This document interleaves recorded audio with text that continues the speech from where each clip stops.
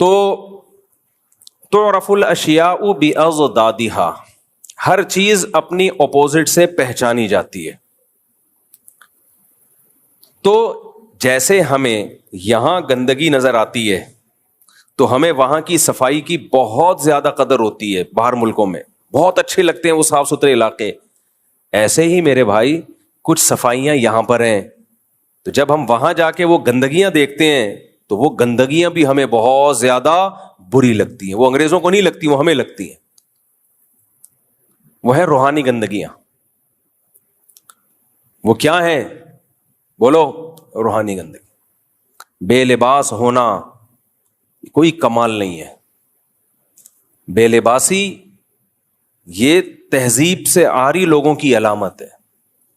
دنیا میں تہذیب میں سب سے پہلا دخل آپ کے لباس کا ہے. قرآن مجید کیا کہتا ہے؟ قد انزلنا علیکم لباسا یواری سوآتکم وریشا. اللہ کہتے ہیں ہم نے تمہارے لیے لباس اتارا ہے جو تمہاری جسم کے ان اعضاء کو چھپا دیتا ہے جو اعضاء ہم دوسروں کے سامنے دکھانا نہیں چاہتے. اور اللہ نے قرآن مجید میں لباس کو زینت قرار دیا. زینت. مجھے ایک بات بتاؤ، زینت میں انسان کو سکون ملتا ہے یا زینت اختیار کیے بغیر بد زینت ہونے میں سکون ملتا ہے؟ زینت میں سکون ہے نا. جتنی زیادہ زینت ہوگی چھچور پنا نہ ہو. زینت کا مطلب تہذیب کے والی جو زینت. تو اللہ قرآن مجید میں اللہ سے زیادہ کوئی انسانی نیچر کو جانتا ہے بھائی؟ کوئی بھی نہیں جانتا. اللہ کہتے ہیں ہم نے تمہارے لیے زینت رکھی ہے. کس میں؟ لباس میں. اب دیکھو ایک بات خوب اچھی طرح سمجھو، اللہ نے مرد کے لیے بھی لباس کو زینت قرار دیا، عورت کے لیے بھی لباس کو اللہ نے زینت قرار دیا. اور عورت کا لباس اللہ نے سر کے بال سے لے کے پاؤں کے ناخن تک، اور مرد کا لباس اللہ نے اتنا سخت نہیں رکھا. جو قوم بے لباس ہو جائے، چڈیاں پہن کے گھوم رہی ہو، پورے باڈی ان کی ایکسپوز ہو رہی ہو، یہ بھی ایک گندگی ہے. جب انسان یہ گندگی دیکھتا ہے تو اپنی لباس کی اس کو قدر ہوتی ہے. اللہ کا کتنا بڑا فضل ہے، ہماری عورتیں پورے کپڑے پہنتی ہیں، ہمارے مرد بولو پورے کپڑے. اب مجھے آپ بتاؤ، آپ لوگ اگر یہاں کتنے اچھے لگ رہے ہو ماشاءاللہ، نیک شریف شرفا، اگر یہاں چڈی بنیان میں آئے ہوئے ہوتے اچھے لگ رہے ہوتے یا برے لگ رہے ہوتے؟ بولتے کیوں نہیں؟ کتنے برے لگ رہے ہوتے. کچھ ٹھرکی قسم کے لوگ جن کی شہوت اور ٹھرک حد سے تجاوز کر چکی ہے، ان کو تو وقتی طور پر شاید کوئی سکون مل رہا ہوتا، لیکن وہ بھی تھوڑی دیر کا ہوتا ہے. نارملی اس سے انسان ڈپریشن میں جاتا ہے، اسٹریس میں جاتا ہے.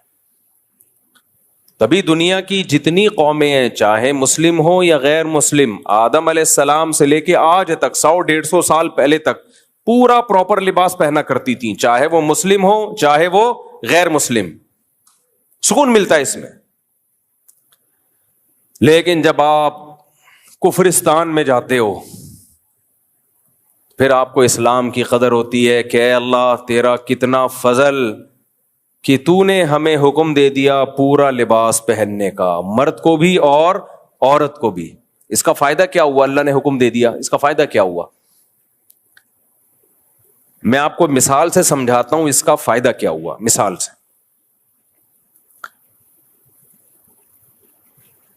آپ کو کوئی بیماری تھی،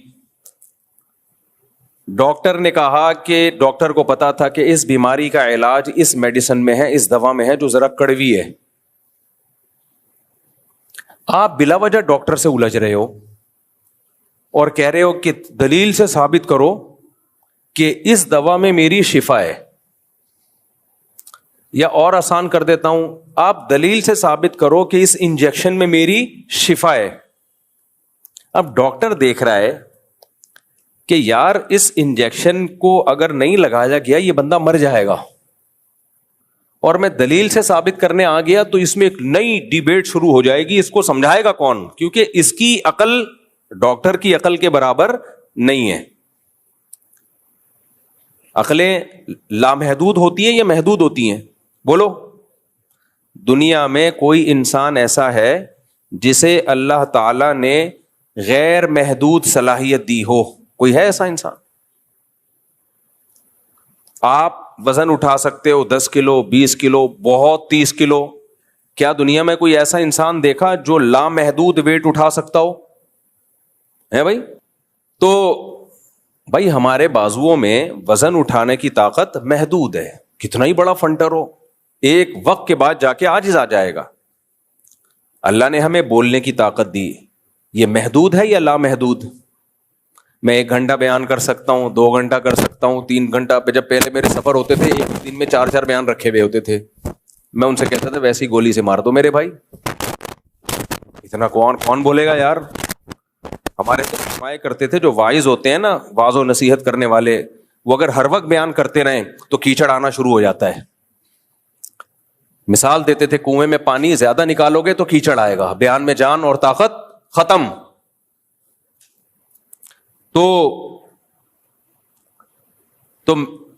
بولنے کی ایک محدود طاقت ہے, ایک وقت تک بولو گے تھک جاؤ گے, گلا بیٹھ جائے گا آپ کا, دماغ کام کرنا چھوڑ دے گا. بھاگنے کی محدود طاقت.